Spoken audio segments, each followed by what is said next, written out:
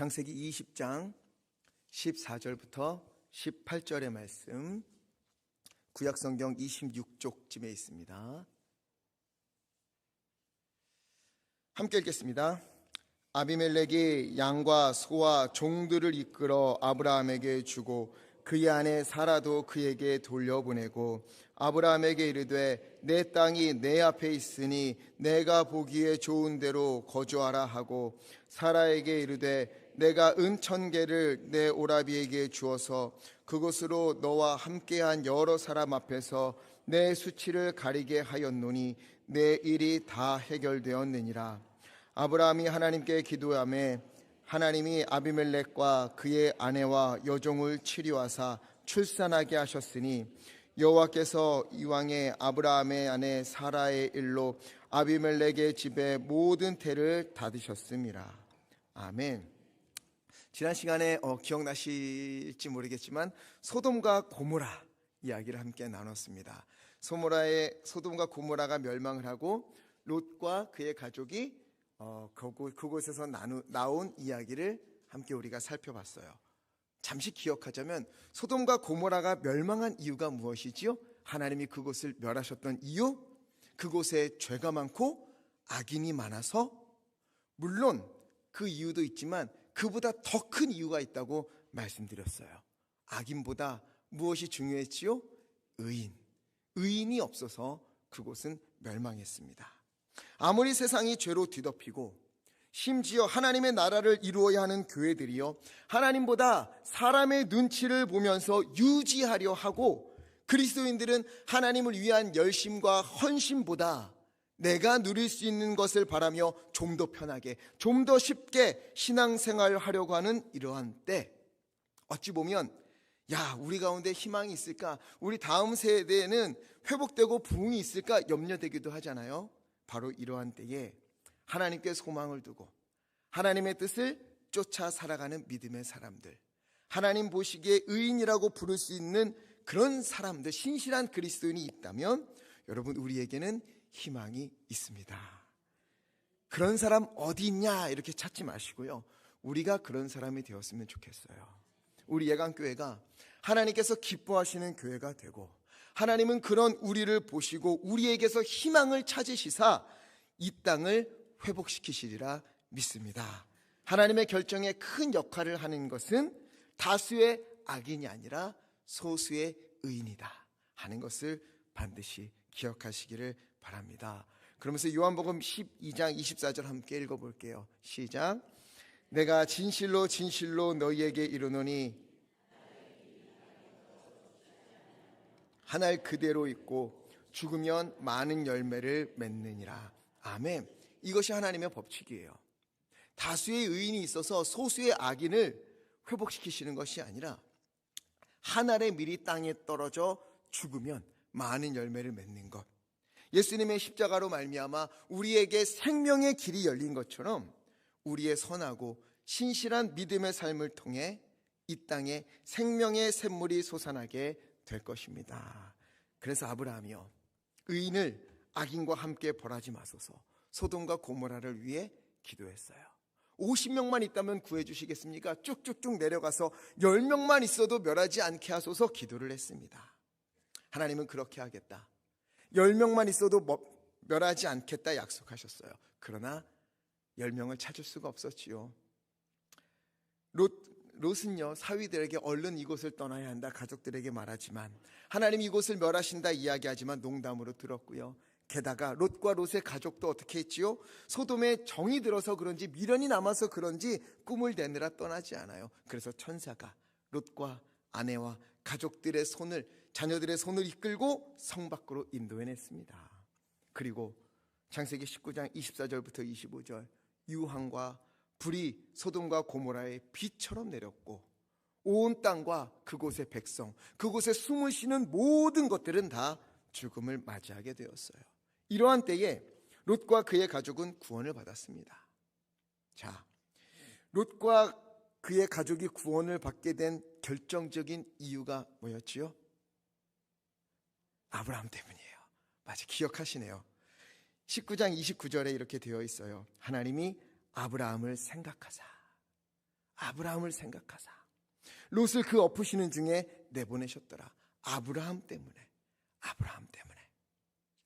각 가정에 여러분이 아브라함과 같은 사람이 되기를 바랍니다.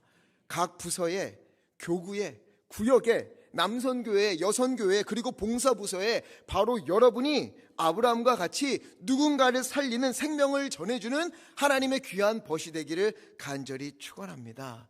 그럼 우리는 살아날 수 있어요. 한 사람, 아브라함 때문에 롯을 구원해 주셨잖아요. 우리를 통해서 하나님은요, 우리의 가정을 구원하실 거고요. 우리가 아브라함처럼 하나님 앞에 바로 서 있다면 하나님은 우리를 통해서 우리 교회를, 우리의 부서들을 다시금 살리실 것입니다. 자, 우여곡절 끝에 소돔과 고모라를 빠져나온 롯이 어디로 갔는가? 20절에 보니까 소알이라는 곳으로 가요. 그림 한번 보여주시겠어요? 저 밑에 있지요? 제가 빨간색으로 칠해놨어요. 고모라가 저좀 사해, 이쪽으로 나오겠죠? 사해 이쪽 편에 있고 그 밑이 소돔, 그리고 그 아래가 소알이다, 이렇게 추정을 합니다. 이곳에 가려고 갔는데 21절에 보니까 천사가 롯에게 저곳 소알로 도망갈 수 있도록 허락을 해주었어요. 그런데 천사가 약속했거든요. 소알을 멸하지 않겠다. 그런데 30절을 보니까 롯은요, 두 딸과 함께 소알에서 다시 나와 산으로 들어갑니다. 산으로. 롯의 아내는 뒤를 돌아봄으로 소금기둥이 되었지요. 그래서 롯이 두 딸을 데리고 산으로 갔어요. 여러분, 왜 산으로 갔을까요? 두려워서. 뭐가 두려워서? 소알도 소돔처럼 멸망하지 않을까? 또 멸망당하는 것은 아닌가? 두려운 마음에 산으로 올라갔습니다. 분명 천사가 약속했어요. 소알을 멸하지 않겠다. 그곳에 가서 거주하도록 내가 허락하겠다. 그러나 소뚜껑 보고 놀란 가슴 자라보고 놀란다. 그래서 소돔과 고모라의 멸망을 겪고 나니까 소알을 멸하지 않겠다라는 약속도 믿을 수가 없었어요. 소알 역시 소돔이나 고모라나 별반 다를 거 없는 그런 지역에, 그런 문화에 있거든요. 그래서 산으로 올라가 동굴로 숨어버립니다. 여기서 굉장히 비극적인 일이 일어나요. 두 딸이요, 소돔과 고모라가 파괴된 것을 보고 온 땅이 파괴되고 우리만 남았다, 우리만 살아남았다 하는 착각에 빠집니다. 롯이 의로운 사람이라 하나님이 그를 구원해 주신 것은 아닌데, 아브라함을 위하여서 롯을 구해 주시고 이 딸들을 구해 주셨는데, 그러나 이 딸들은 소돔과 고모라가 멸망당할 때에 우리가 의로워서 구원을 받은 것처럼 착각을 했어요. 온 세상이 멸망당했다, 마치 노아처럼 이 가족 외에는 모두가 심판을 받았다, 이렇게 생각을 한 거예요. 그러니 이 두 딸이 어떡하죠? 이제 자녀를 낳을 길이 없는 거죠. 왜? 온 세상이 다 멸망하고 자기들만 의로운 사람이고 자기들만 구원받았으니까. 이제 남자가 없는 거예요.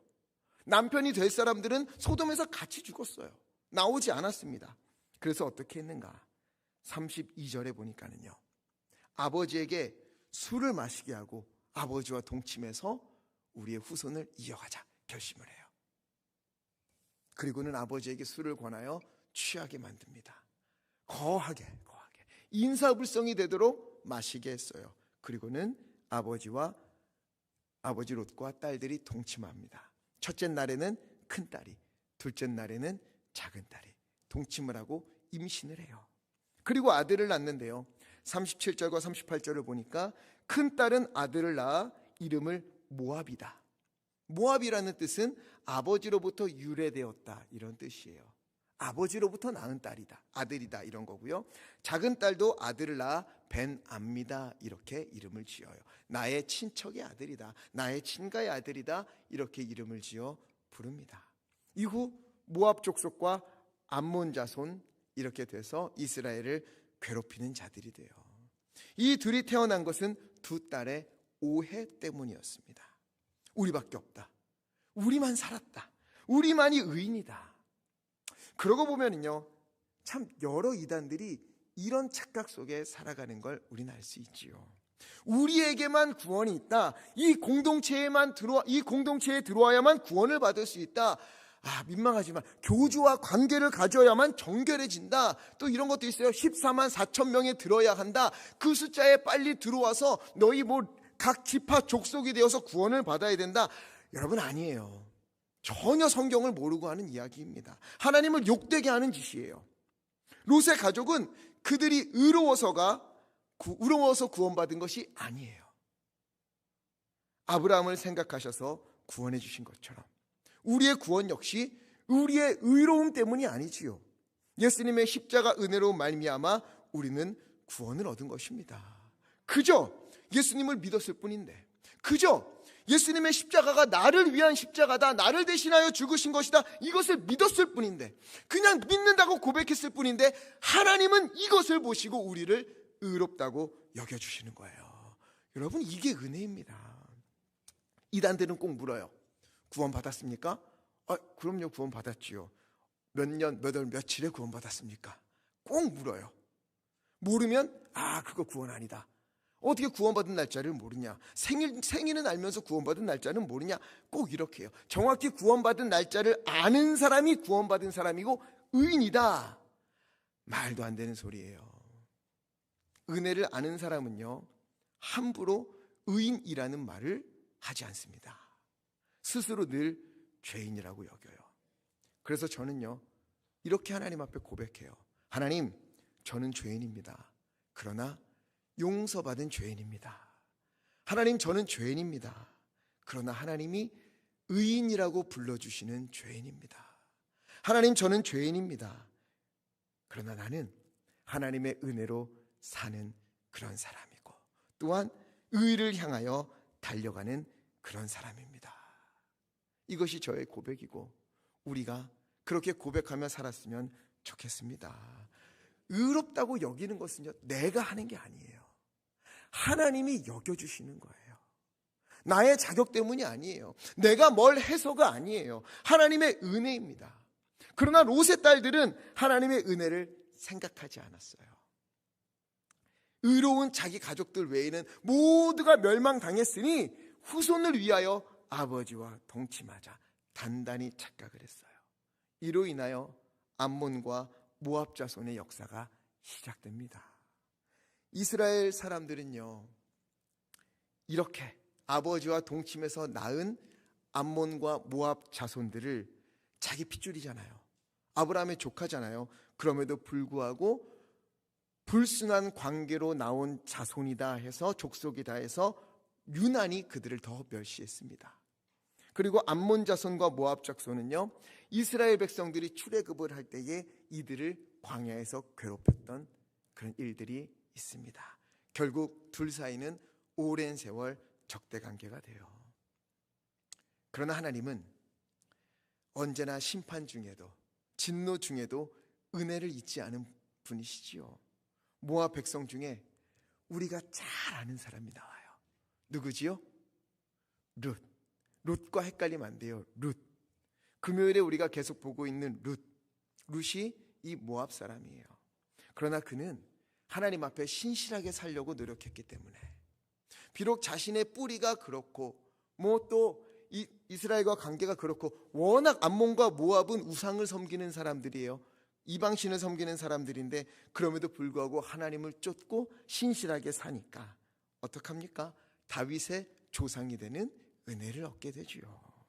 여러분, 우리도요, 때때로 좋지 못한 선택을 할 때가 있어요. 때때로 과거의 잘못으로 인하여서 오늘의 어려움을 겪게 되는 날도 있습니다.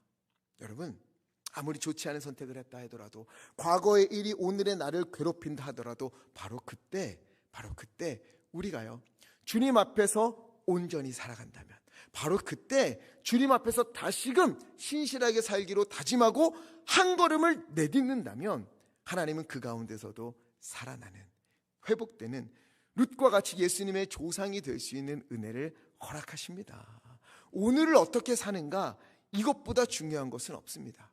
여러분, 과거에 얽매이지 마십시오. 내가 그때 그 실수만 안 했더라면, 내가 그때 믿음 행동만 했더라면, 아니요, 과거를 후회하는 일에 시간을 낭비하지 마십시오. 앞으로 나는 어떻게 될까? 앞으로 이 일들이 있으면 어떡하지? 길이 안 열리면 어떡하지? 미래를 두려워하는 일에 감정을 소모하지 마십시오. 하나님 앞에 진실된 오늘을 살아간다면, 매일매일 신실하고 진실하게 주님 앞에 행한다면, 과거든 현재든 미래든 하나님은요, 모든 것을 주님의 은혜로 최고의 것으로 바꿔주실 것입니다. 자, 이제 성경에서 롯의 이야기는 이렇게 끝이 납니다. 다시는 롯의 이야기가 나오지 않아요.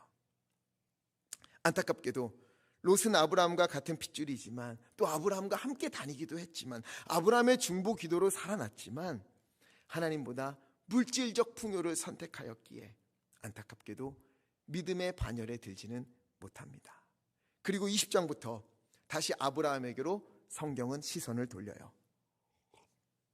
아브라함은요, 그때까지 헤브론에 살고 있었습니다. 그런데 이제 헤브론을 떠나서 네게브 광야를 지나 술 사이 그랄에 거주하게 돼요. 사진 보여주세요. 헤브론이 저기 있는데, 헤브론에서 이제 롯과 헤어진 다음에 헤브론에서 살다가 이제 그랄로 옮기게 됐어요. 이 그랄로 옮겼는데, 여기서 아브라함이요, 치명적인 실수를 한번 다시 범하게 됩니다. 애굽에서 했던 똑같은 실수를 여기서 또 한 번 범해요. 창세기 20장 2절을 보니까 자기 아내 사라를 여동생이라고 속여요. 그러자 그랄 왕 아비멜렉이요, 사람을 보내서 사라를 데리고 갑니다. 자, 여러분, 이 이야기가 어떻습니까? 저는 머리가 너무 복잡해졌어요. 이해할 수가 없었어요. 이해하고 싶은데 잘 안 됐어요. 왜? 이때 사라의 나이가 몇인 줄 아십니까? 90이에요. 90. 사라의 나이가 90세예요. 그런데 아브라함이 어떻게 해요? 사라가 너무 아름다워서, 물론 애굽에서와 달리 여기서는 아름답다는 얘기는 안 나와요. 그렇긴 하지만 어쨌든 아브라함은요, 이 90세 된 사라를 보고 너무너무 아름답고 불안해서 이제 이번엔 동의도 구하지 않아요. 나의 누이라고 얘기해 주지 않겠니? 이러지도 않아요. 그냥 얘기해요. 내 누이라고 하라. 자, 아무리 사라가 아름답다 하여도 지금 90세입니다. 아브라함이 90세 된 사라를 보고 아내를 빼앗길까 봐 두려워서 누이라고 속여요. 여러분, 이 정도면은요, 콩깍지가 씌어도 아주 단단히 씌인 거겠죠. 물론 우리 남자 성도님들은 이 아브라함의 콩깍지가 씌이길 간절히 축원합니다. 역시 내 아내가 최고야, 내 아내가 제일 예뻐, 사랑스러워, 이런 은혜가 있었으면 좋겠어요. 그런데 신기한 거는요, 아브라함은 콩깍지가 씌었다고 하자, 이렇게까지 이해하려고 그랬어요. 그런데 그러랑 아비멜렉이요, 사라를 데리고 가요. 왜? 아내로 삼으려고. 이해됩니까? 90세라니까요.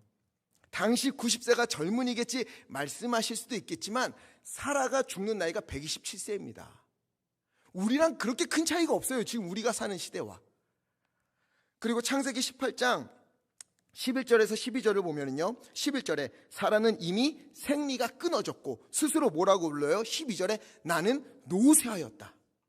여기 혹시 90세 되신 권사님 있으십니까? 아무도 없죠? 여러분은 지금 사라보다 훨씬 젊으십니다. 여러분요, 지금 아브라함과 아비멜렉이요, 뿅 가버린 사라가요, 여기 있는 우리보다, 누구보다 나이가 훨씬 많아요. 그런데 어떻게 아브라함은 우리보다 나이가 훨씬 많은 이 사라를 보고 너무너무 예뻐서 이 아내를 탐해서 자기를 죽일까 봐 누이라고 속이고, 그러나 아비멜렉은 또 그런 사라를 보고 반해서 얼른 데리고 가서 아내로 삼으려고 했을까? 이걸 이해하는 게 쉬운 게 아닌 거예요. 머릿속으로 상상을 해보려니까 자꾸 시험만 드는 겁니다. 근데 저만 그런 것도 아니었어요. 유대인들도 이 부분에서 참 많이 힘들었나 봐요. 유대인들이 그래서 랍비들에게 계속해서 물었습니다. 어떻게 이게 말이 됩니까? 90세에 이게 말이 됩니까? 어떻게 아브라함이 90세 된 사라에게, 그리고 그라랑 아비멜렉은 어떻게 90세 된 사라에게 이럴 수 있겠습니까? 자꾸 물었어요.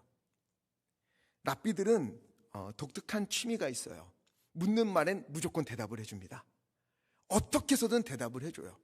그래서 이 랍비들이 고민하다가 답을 주었어요. 그 답이 뭐였는가? 읽어드릴게요. 이거 똑같진 않지만 이런 뉘앙스예요. 읽어드릴게요. 하나님의 은혜였다. 하나님의 은혜로 사라는 임신을 하게 되었는데 그저 임신만 한 것이 아니라 회춘, 그것도 대단한 회춘을 하게 되었다. 주름이 펴지고 피부는 탱탱해졌으며 젊었을 때의 아름다움을 되찾았던 것이다. 할렐루야. 이런 회춘의 은혜가 우리에게 있기를. 그런데 이건요, 그냥 랍비들의 상상이에요. 어디에도 그런 근거는 없습니다. 그나마 제가 자료를 찾고 또 찾다 보니까 그나마 납득할 수 있었던 견해가 하나 있었어요. 그건 뭐냐면요, 당시 아브라함이 아주 대단한 부호였잖아요. 엄청난 부자였어요. 동방의 5나라 왕과 싸웠던 일 기억하시지요? 롯과 롯의 가족들이 잡혀가고 재산이 잡혀갔을 때, 그때 아브라함이 자기 집에서 길리운 하인 318명을 데리고 가서 5 왕과 전쟁을 해서 싸워서 구해내잖아요. 아브라함은요, 보세요, 남자들 중에서 그 중에서도 싸울 수 있는 건장한 남자 하인만 318명이었습니다. 아이와 노인 빼고요, 여성 하인도 빼고요.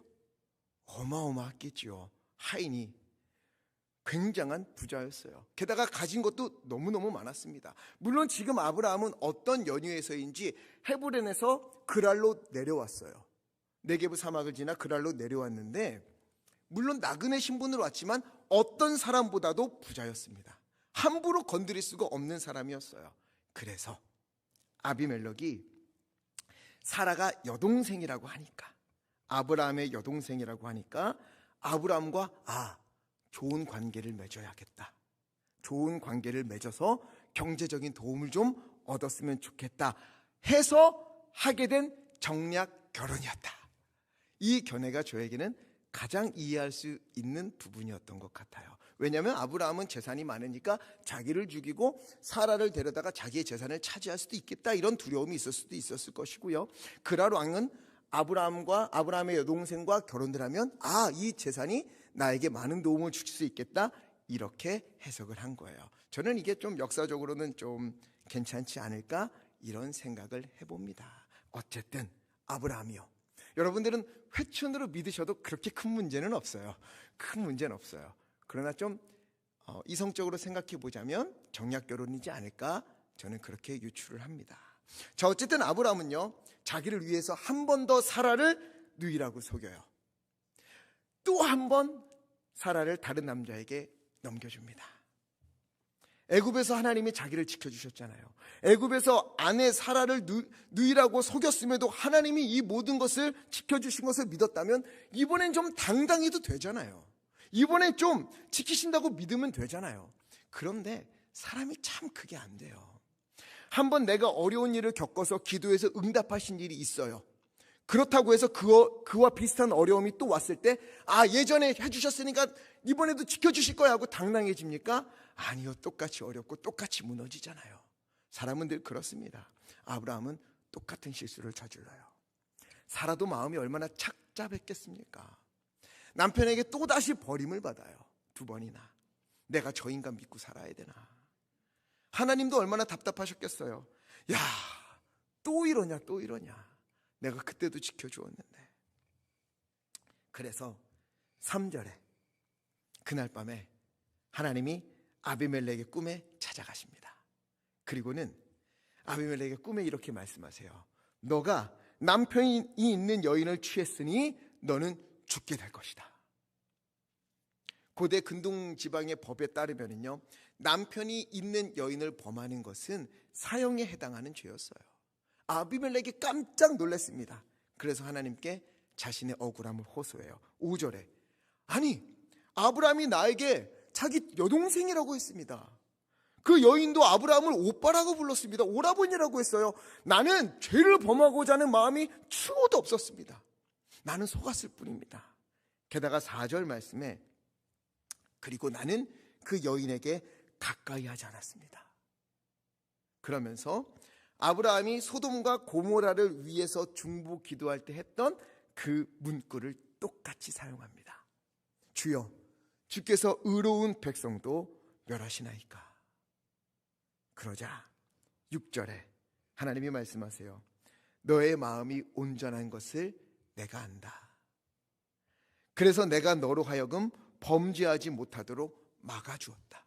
너가 그녀에게 가까이 하지 않은 것은 너의 뜻대로 가까이 하지 않은 것이 아니라 나의 뜻이었다. 내가 너로 하여금 그 여인에게 가까이 하지 못하도록 내가 막은 것이다. 너를 위해서.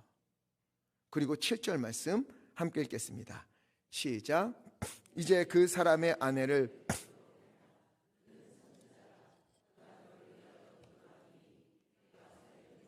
내가 돌려보내지 아니하면 너와 내게 속한 자가 다 반드시 죽을 줄 알지니라. 아멘. 그녀를 돌려보내라. 그녀를 돌려보내라. 그리고 아브라함을 뭐라고 부릅니까? 선지자다. 이렇게 부르는 거예요. 성경에서 선지자라는 단어가 처음 사용된 겁니다. 창세기엔 처음 사용되는 단어들이 많지요. 믿음도 그랬고요. 오늘 선지자도 처음 나옵니다. 선지자, 예언자 같은 말이에요. 흔히 이건 이제 아실 거예요. 제가 몇 번 얘기해서 예언이라고 하면 앞날을 내다보는 것을 예언이라고 생각하는데 성경에서 말하는 예언은 그렇지 않지요. 예언이 뭡니까? 말씀을 맡기는 거죠. 맡길 예자, 말씀 언자. 그래서 말씀을 맡기는 것을 예언이라고 말씀드렸어요. 원어로는 나비라고 하는데요. 하나님의 부름을 받은 자, 하나님의 말씀을 선포하는 자, 이게 바로 선지자입니다. 아브라함 그렇다는 거예요. 그리고 또 선지자는요, 하나님의 말씀을 받아서 선포하는 것과 동시에 또 하나의 역할이 있어요. 뭐냐? 하나님의 마음을 백성들에게 돌리게 하고 백성들의 마음을 아버지께로 돌리게 하는 일. 세례 요한에게도 엘리야에게도 이런 용어가 사용되었다 지난주일에 말씀드렸는데, 그렇게 해서 이 둘 사이를 중보하는 역할을 하는 게 선지자였어요. 하나님의 말씀을 받아서 백성들에게 전해서 백성들의 마음을 돌이켜서 하나님께로 돌아오게 하는 역할. 그래서 중보 기도하는 것도 선지자의 역할입니다. 그래서 아브라함이 소돔과 고모라를 위해서 중보 기도했잖아요. 그래서 아브라함이 선지자다 이렇게 말씀하세요. 그리고 아비멜렉은 꿈에서 깹니다. 아비멜렉이 꿈에서 깨어 다음날 아침이지요. 종들을 불러서 전날 밤에 있었던 이야기를 들려줘요. 꿈에 있었던 이야기. 그리고 아브라함을 다시 부릅니다. 아브라함을 불러서 도대체 어찌하여 우리에게 이렇게 했느냐? 너 때문에 내가 큰 죄를 범할 뻔하였다. 그리고 나와 내 나라가 큰일 날 뻔하였다. 이때 아브라함이 변명을 합니다. 너무너무 구차해요. 너무너무 민망합니다. 11절과 12절 함께 읽어볼까요? 시작.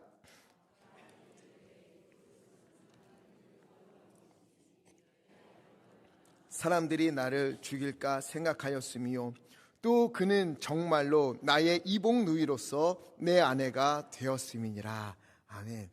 너무너무 구차하죠. 이곳에 하나님을 두려워하는 사람이 없는 것 같아서 나는 내 아내로 말미암아 내가 죽임을 당하게 될까 봐 두려웠습니다. 그리고 이 여인은 실로 나의 이복 동생입니다. 이복 동생으로서 나와 결혼한 겁니다. 구차한 별명을 해요. 물론 사라는 아브라함의 이복 동생이었죠. 이것은 사실입니다.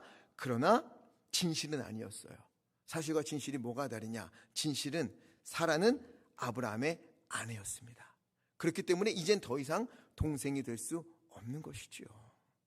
머리를 굴려서 죄를 짓지 않을 것 같은 그런 말을 택해서 자신은 빠져나갈 궁리를 하면서 변명을 하는 거예요.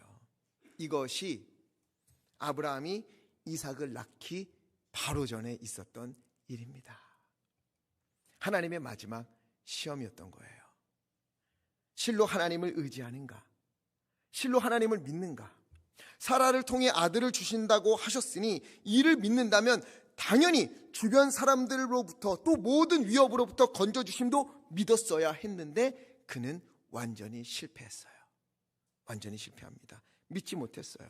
하나님이 의롭다고 말씀하셨던 그의 믿음, 그것이 얼마나 연약한 것인가 아브라함에게 보여주신 겁니다. 즉 굳은 믿음 때문에 그가 하나님의 은혜를 누리는 것이 아니라 그의 완벽하고 완전하고 튼튼한 믿음 때문에 하나님이 그에게 아들을 주시는 것이 아니라 지극히 작고 겨자씨만한 믿음이지만 작은 것에도 흔들리고 사람들을 두려워하고 환경을 두려워하고 그런 그의 믿음이지만 그럼에도 불구하고 그 작은 믿음조차도 기뻐 보시고 흔들리더라도 두려워하더라도 비틀거리더라도 그러면 하나님이 더 세게 붙잡고 이끌어 가시면서 보호하시고 지키시는 하나님의 은혜를 너가 좀 깨달아라. 이렇게 그에게 말씀하시는 거예요. 아브라함의 믿음이 대단한 것이 아니라 하나님의 은혜가 얼마나 큰지를 아브라함에게 다시금 알 수 있도록 이 일을 보여주신 것입니다. 결국 아비멜렉은요 14절에 보니까 사라를 아브라함에게 돌려보내고 양과 소와 이런 재물도 아브라함에게 안겨줘요. 그리고 사라에게는요 16절에 은 1000세겔, 은 1000세겔은요 한 사람이 평생 벌어도 만질 수 없는 큰 돈이에요. 한번 따지면 한 사람이 140년에서 160년 정도 안 쓰고 모아야 되는 돈이라고 합니다. 그만큼을 안겨주어요. 자, 그런데 이게 또 어려웠어요. 여러분, 잘못은 누가 했습니까? 아브라함이 잘못했어요. 아브라함이 무서워서 아내를 누이라고 속인 것 때문에 이 모든 일이 벌어진 거예요. 아비멜렉은 어떻게 보면 아브라함에게 당한 거예요. 그의 집안이 풍비박산이 날 뻔했습니다. 그런데 왜 당했던 아비멜렉이 아브라함에게 양도 주고 소도 주고 종들도 주고 또 사라에게 1000세겔이라는 큰 돈도 주었을까? 마치 자기가 범죄하여 그 죄값을 치르는 것처럼 이렇게 베풀어 줄까? 억울함에 몸소리를 쳐도 모자를 파네. 아브라함이 괘씸한 놈 이러면서 혼내줘도 모자를 파네. 그는 왜 베풀어 주고 있을까? 당시 문화가 어떠냐면요, 이건 우리도 좀 있으면 어떨까 하는 문화이기도 한데요, 억울한 사람이 자신이 죄를 범한 것이 아니라 억울하다는 것을 증명하기 위해서 가해자에게 그에 맞는 그보다 더 큰 것을 지불해 주었어요. 그래서 아비멜렉이 사라에게 뭐라고 합니까? 은 1000세겔을 주면서 여러 사람 앞에서 너가 흠이 없음을 증명하였다. 이렇게 해주잖아요.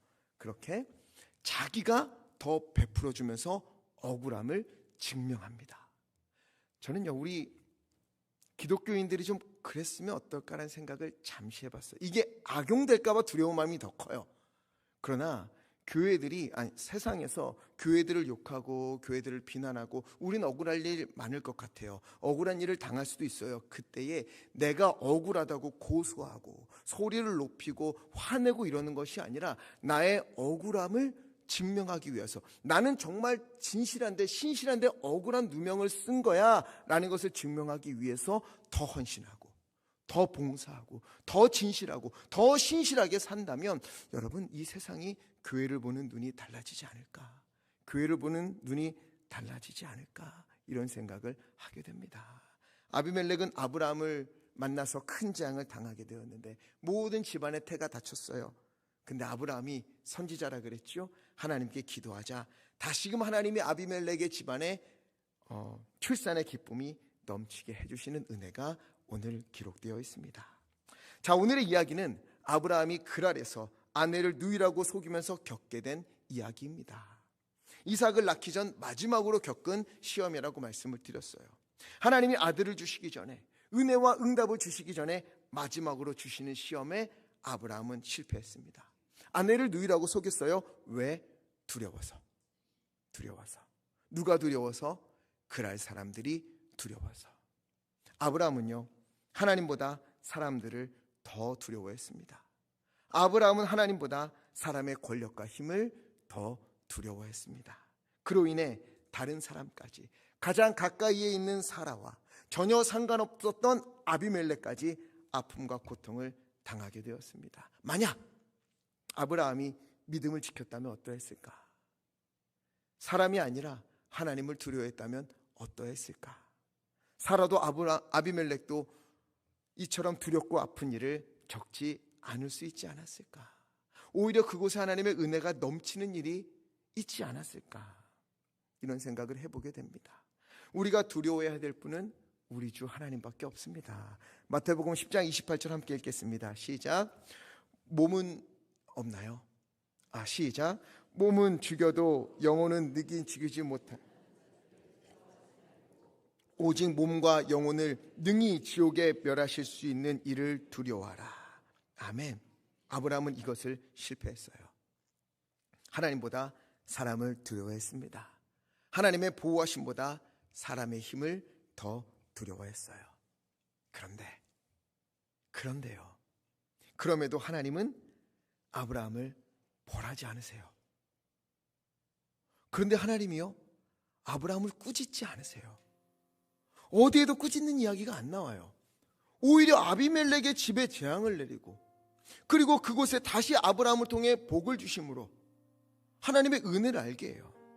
왜 그러셨을까? 어쩌면 하나님이요, 아브라함에게 먼저 이것이 너의 모습이다, 이것을 보여주고자 했던 것 같아요. 이삭이 태어난 것은 너의 믿음이 아니다. 너의 믿음이라고 착각하면서 교만해지지 마라. 너의 믿음은 고작 요 정도야. 고작 요것밖에 안 돼. 보잘것없는 거야. 그럼에도 나는 너를 인도하고 너에게 은혜를 베풀고 너에게 아들을 주신 이가 누구인지 너는 다시금 기억해라. 너의 마음에 새겨라.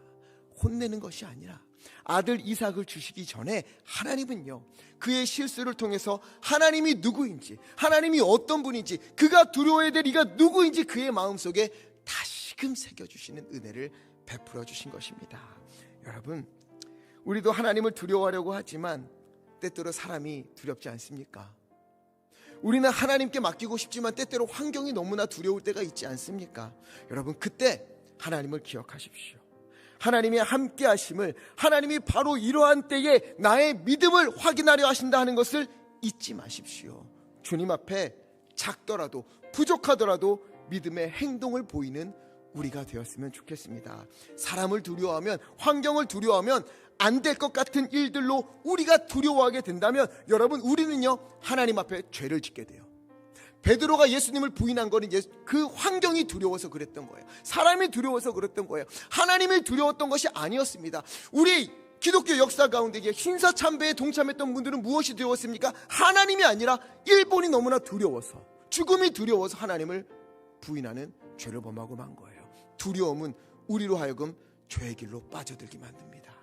여러분, 그러나 사람이 아니라, 환경이 아니라 하나님을 두려워한다면 우리는 믿음의 길에 서게 됩니다. 두려워하라는 얘기는요, 아, 하나님 무섭다, 나 죄를 지으면 벌하시겠지, 이걸 두려워하라는 게 아니에요. 내가 여기서 이러한 일을 행한다면 하나님 마음이 어떠하실까? 그 하나님 앞에 내가 어떻게 설 수 있을까? 이걸 두려워하는 거예요. 하나님 앞에 죄악된 모습을 살아놓고, 하나님 앞에서 주님께서 싫어하는 모습을 내가 행해놓고 어떻게 내가 주님의 얼굴을 배울 수 있을까? 내가 어떻게 주님 앞에 설 수 있을까? 이걸 두려워하는 거예요. 그러면 우리는요, 바른 길을 걸을 수밖에 없습니다. 옳은 길을 걸을 수밖에 없습니다. 그래요, 우리가 주님을 두려워하고, 사람이 아니라, 환경이 아니라 주님을 두려워하고, 주님 앞에 신실되고, 주님 앞에 진실되고, 주님 앞에 정직한 길을 걸어가는 우리가 되었으면 좋겠습니다. 여러분, 혹시나 어려움이 있습니까? 힘든 일이 있습니까? 사람 때문에 두렵습니까? 환경 때문에 두렵습니까? 오늘 말씀을 기억하십시오. 이삭을 주기 직전에 그의 믿음을 시험하는 일이 오늘의 나의 이 일이 아닐까? 내가 이때 어떻게 하나님 앞에 설까? 내가 어떻게 하나님 앞에 설까? 하나님을 두려워하며 주님 앞에 진실된 마음으로 서야지. 이렇게 다짐하고 그렇게 살아가는 저와 우리 모두 되기를 예수 그리스도 이름으로 간절히 축원합니다. 이 시간에 함께 말씀을 기억하며 기도했으면 좋겠습니다. 오늘 아브라함처럼, 아브라함이 그 아래 내려가면서 두려워했던 것처럼 사람이나 환경 혹은 내 앞에 되어지지 않는 일들로 인하여서 그 마음이 두렵고 답답한 일들이 있습니까? 하나님, 내가 이것이 아니라 하나님을 두려워합니다. 이 일 때문에 내가 죄를 범하게 되는 것은 아닐까? 이 일 때문에 내가 믿음이 흔들리는 것은 아닐까? 내가 두렵사오니 아버지 하나님이여, 주여 나의 마음을 받아주시옵시고 내가 바른 길, 옳은 길을 걸을 수 있도록 나를 붙잡아 주시사, 하나님이여 주님께서 나의 길에 등불이 되어주셔서 주님의 길을 걸어갈 수 있도록 인도하여 주시옵소서. 우리 시간에 합심하여 함께 기도하겠습니다. 할렐루야. 사랑과 은혜가 많으신 아버지 하나님 인도해 주시니 감사합니다. 하나님이여 아브라함이 그란에 내려가면서 아버지 하나님 혹시나 사람들이 나의 아내를 빼앗아가기 위해서 나를 죽이는 것은 아니까 두려움 때문에 아버지 거짓말을 행하고 아버지 이 일로 인하여서 여러가지 어려운 일들이 벌어진 것을 우리가 보게 됩니다. 하나님이여 사람이 두려워서 환경이 두려워서 아버지 하나님 거짓말을 하는 아브라함과 같은 자가 되지 않도록 아버지 인도하여 주시옵소서. 하나님이여 우리 앞에 두려운 일이 있을지 모릅니다. 우리 앞에 어려운 일이 있을지 모릅니다. 우리 앞에 힘들게 하는 사람들이 있을지 모릅니다. 하나님이여 그때 우리가 하나님의 마음을 기억하게 하여 주시옵소서. 하나님의 살아계심을 믿게 하여 주시옵소서. 하나님의 역사하심을 믿게 하여 주시옵소서. 그리하여 하나님 사람이 아니라 하나님을 두려워함으로 내가 주님 앞에 죄를 짓고 어째 주님의 얼굴을 볼 수 있을까라는 두려워하는 마음으로 주님 앞에 신실되고 진실되고 정직한 길을 걸어가는 우리 모두 우리 교회 되기 원합나니 주 하나님 붙잡아 주시고 인도하여 주시옵소서. 우리가 주님 앞에 바로 서기 원합니다. 바로 살기 원합니다. 주 하나님 우리의 걸음 가운데 역사하여 주시옵소서. 주님 하나님 아버지, 우리의 인생길 그 걸음을 걷다 보면 아브라함처럼 두려움에 잠길 때가 있습니다. 사람이 두려워지기도 하고 환경이 두려워지기도 하여서 움츠러들기도 하고 염려되고 걱정되고, 그러다 보니 하나님 믿음보다는 염려가에, 기도보다는 한숨에 더 많이 잠기게 되는 우리의 모습을 보게 될 때가 너무도 많습니다. 주여 주여 우리의 마음을 붙잡아 주셔서 하나님 사람을 두려워하는 것이 아니라 환경을 두려워하는 것이 아니라 살아계시고 전능하시고 우리와 함께 하시는 주님을 두려워하는 믿음의 사람 되도록 인도하여 주시옵소서. 이러한 것에 흔들리면 내가 어떻게 주님 앞에 설 수 있을까? 이러한 일에 내가 두렵다고 거짓말을 하면 내가 어떻게 주님 앞에 설 수 있을까? 주님 앞에 설 때에 내가 정직해야 되는데, 내가 신실해야 되는데, 라는 마음으로 오늘 하루를 살아가는 동안에 정직하고 신실하고 성실한 믿음의 길을 걸어가는 우리 모두 되기 원하옵나니 주여 우리의 발걸음을 붙잡아 주시옵시고 또 하나님 우리 가운데 역사하여 주시사 주님의 살아계심과 주님의 인도하심을 보여주시옵소서. 그 가운데서도 아브라함을 지키시고 그에게 다시금 일어설 수 있는 힘을 주신 것처럼 오늘 우리에게도 함께하여 주시고 우리의 믿음이 성장되어질 수 있도록 아버지 우리의 마음을 만지시고 역사하여 주시옵소서. 예수 그리스도 이름으로 기도하옵나이다. 아멘.